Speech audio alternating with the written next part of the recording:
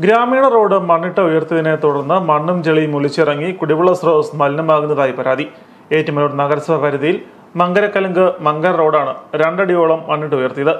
താഴ്ന്നു കിടന്ന 150 മീറ്റർ ഭാഗം മണ്ണിട്ട് ഉയർത്തിയതോടെയാണ് റോഡ് നിരപ്പിൽ നിന്നും താഴെയായി മാറിയ കുളക്കാട്ടിൽ പറമ്പിൽ പാപ്പന്റെ വീട്ടുമുറ്റത്തേക്ക് മണ്ണും ചെളിയും ഒലിച്ചിറങ്ങി കിണർ വെള്ളമടക്കം മലിനമായത്. നിലവിൽ ചെളിക്കുളമായി മാറിയ റോഡിലൂടെ കടൽയാത്ര പോലും അസാധ്യമായിരിക്കുകയാണ്. മഴ പെയ്ത് കഴിഞ്ഞാൽ മഴ പെയ്ത് ആ ചെളിവെള്ളം മുഴുവൻ ഞങ്ങളുടെ കടലിലേക്ക് ഒലിച്ചു വീണ് അടുത്ത വീട്ടിൽ ചെന്നാണ് വെള്ളം എടുത്തുകൊണ്ട് വന്ന് കഞ്ഞിയൊക്കെ വയ്ക്കുന്നത്. ഇന്നൊരു വെള്ളം കൊണ്ടെന്നാണ് വെച്ചത്. അധികൃതർക്ക് പരാതി നൽകിയെങ്കിലും നടപടി ഉണ്ടായില്ലെന്ന് വീട്ടുകാർ പറഞ്ഞു. വഴിയിലെ എക്കൽ മണ്ണും ചെളിമണ്ണും അടിഞ്ഞ് എൻ്റെ മുറ്റത്ത് വീഴുകയും എൻ്റെ മുറ്റം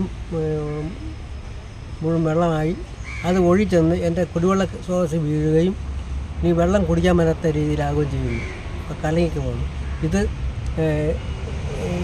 എൻ്റെ ഇപ്പം ഈ കെട്ടുന്ന ഈ വഴിയുടെ സൈഡ് ചുറ്റുമതിൽ സംരക്ഷണ ഭിത്തി പോലെ കെട്ടിത്തന്ന് ഈ വെള്ളം എൻ്റെ വീട്ടിലേക്ക് ഒഴിവാത്ത രീതിയിലാക്കി തരണം എന്ന് ഞാൻ പറഞ്ഞു.